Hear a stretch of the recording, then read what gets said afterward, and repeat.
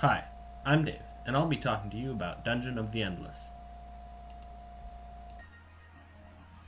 Dungeon of the Endless is the first self-proclaimed old school pixel art strategy role-playing tower defense roguelike squad-based dungeon adventure game. Before starting, you'll want to download the free Organics Matter DLC and Death Gambit DLC from Steam. I also recommend getting the Rescue Team and Deep Freeze DLCs too. They're cheap and add a lot to the game. We'll talk about those in another video. To this screen. This is where you choose your starting characters, what level you play on, and the difficulty of the pod.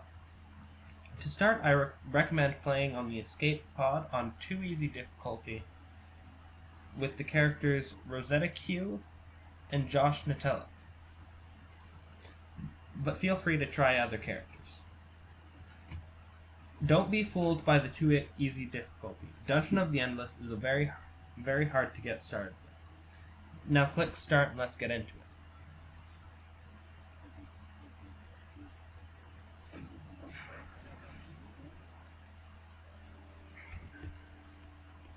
When you start, you'll be in a room with a crystal. The crystal is essentially the most important thing in the game. You need to keep it alive no matter what. So you can open doors by selecting your characters. You can select more than one using shift clicking them and right clicking the doors. And you can light up rooms by middle clicking with your mouse. You can always unpower and power rooms whenever. So now we need to talk about the 4 resources. We have Industry, which is used to build modules and defenses. We have Science, which lets you research new modules and quick charge your skills. Food lets you upgrade your heroes as well as heal your heroes in combat. And arguably the most important resource, Dust. It's used to light up rooms and is dropped by monsters. So I'm going to use some Industry to make an Industry Generator 1.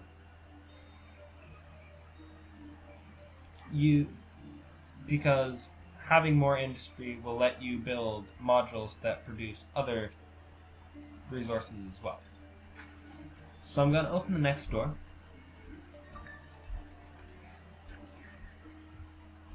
And do the same thing. This time I'm going to make a food replicator. So now if you want, you can upgrade one of your heroes. I recommend getting Josh Nutella up fast, but I'll explain that later.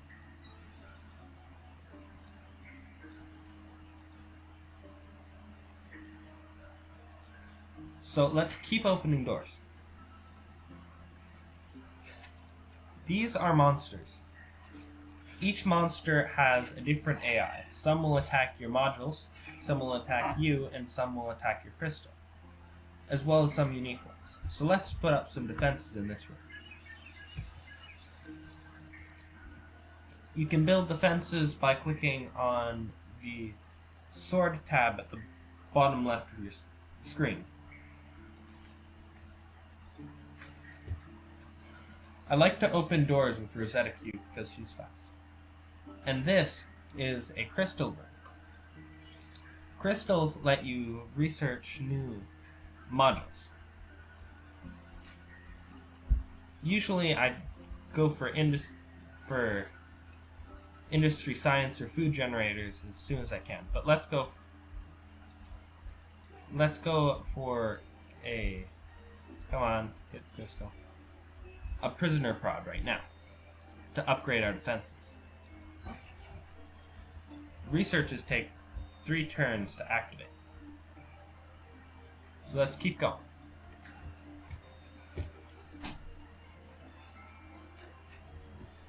Sometimes you'll find chests which have items to make your character stronger. This is a pea shooter which Josh Nutella can use.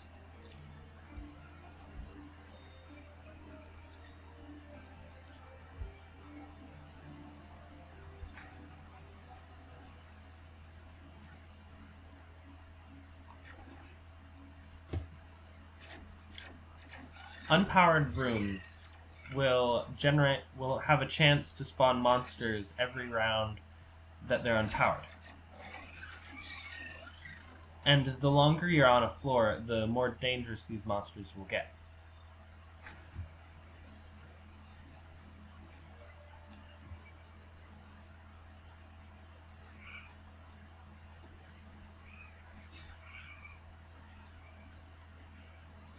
So let's retreat to this room where we have the defenses.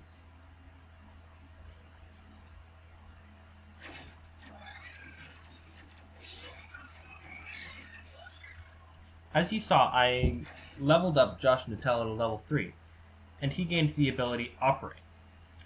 What Operate does is, if a character stays in the same room as a module, he'll make the module, it'll increase the effect of the module. So if he's in this room, the food generators will produce more food. So now this is another good base to defend. So let's keep opening doors.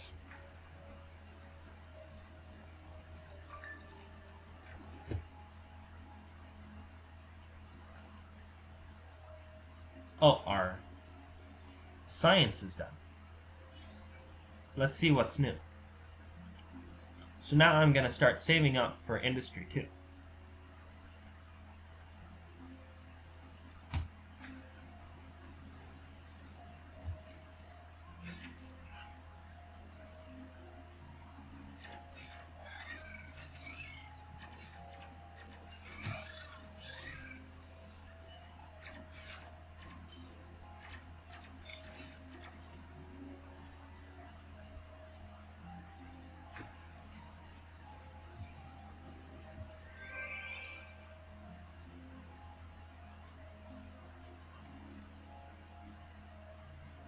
So that is the exit. The exit is where you need to bring your crystal to go to the next level. But I recommend exploring an entire floor before going to the exit.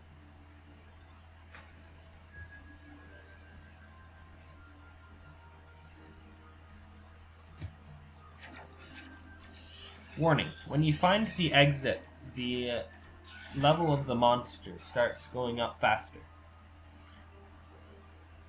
So sometimes if you find the exit early in a level, it's smarter to just go for it.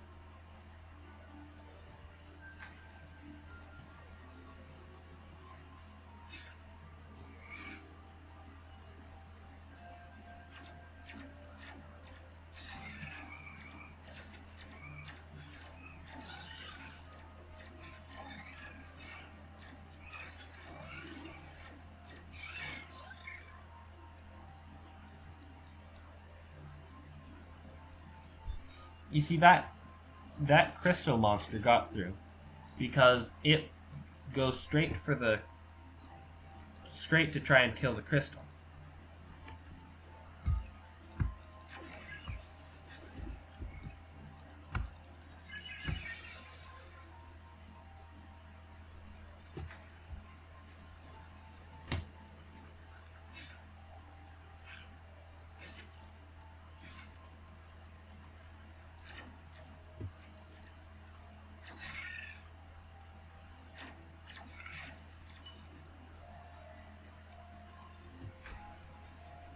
Okay, that's the last floor of this dungeon.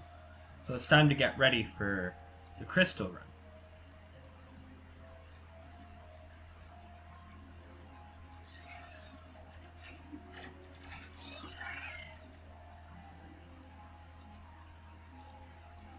So, here are some good things to know when you do your crystal run.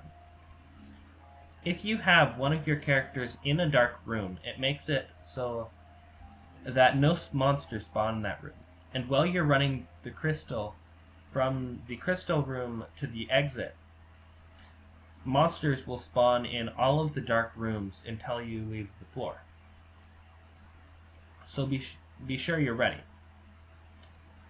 I'm going to run with Rosetta Q because she's a lot faster than Josh.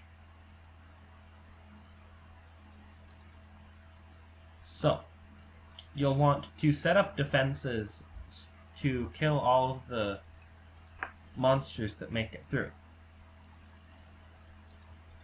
Because the character that is holding the crystal can't attack like they usually do.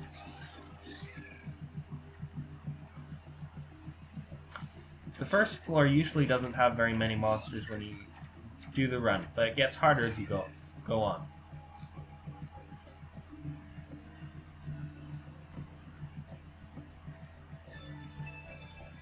And you click the exit button and you're out. But be careful, if you leave one of your characters outside the room when you exit, they'll be stranded on the floor and you lose them. So, often the characters will have dialogue in the elevator.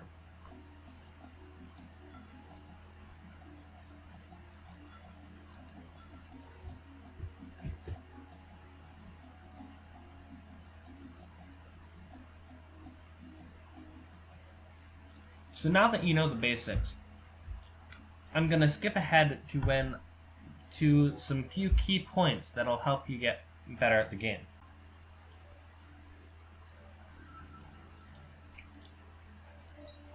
Hey guys, just here I found a new character. You'll find them all throughout the dungeons. And I always recommend hiring them with food, because they have a whole new and different set of abilities to your other two. You can have a maximum of 4 characters at a time.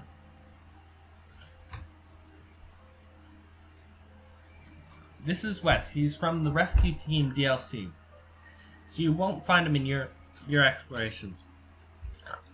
But there's already so many that you can go through.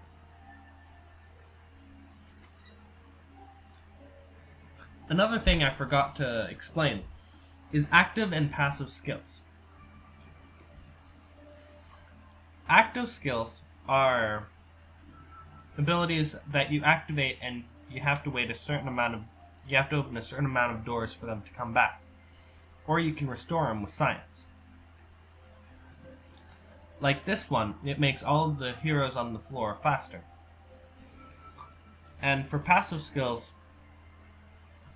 they are skills that are always active, regardless of anything really. For example, Wes has Got Your Back, which increases his defense when he's grouped with other people with the same ability. And he's got Operate, like Josh does. So like I said, if you use one of these active skills, you can restore it with science. It's a good use for science later in the game when you have all the researches you need. Then, there are all of the different stats. HP is how much health your character has. HP regen is how much health they gain per second. Defense you have, so if a monster attacks you, you take defense dictates how much damage you take. Speed is the speed at which they walk around. DPS is how much damage they do in a second. Attack power is how much damage you do per hit, and attack cooldown is how frequently you hit. Wit is the one that took me the longest to understand. And it dictates how good a character is at operating or repairing modules. So some characters, like Josh, have higher wit, whereas other characters like Rosetta have low.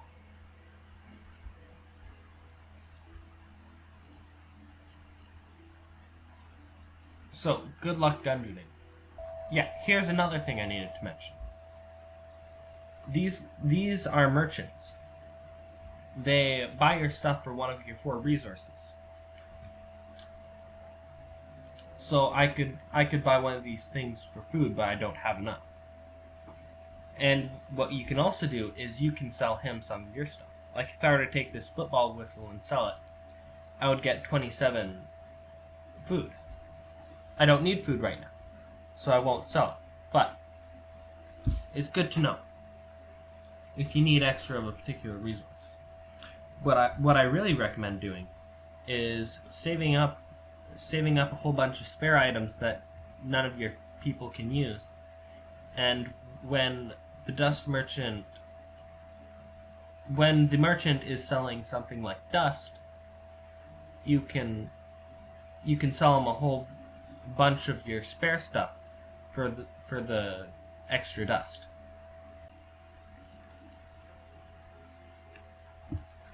At the end of the day, the real trick to getting good at this game is to watch and to learn. There is so much behind the hood of this game. Each monster has a unique AI. All the modules do something unique. Each of the characters are completely different from one another and can be used to win the game in all sorts of ways. So, to end this, my recommendation to you is to play, and keep playing, because you're going to learn so much. I've played this for quite a while now, and I'm still learning things about it. So yeah, thanks for watching Can't Glitchless, and I will see you next time. Bye.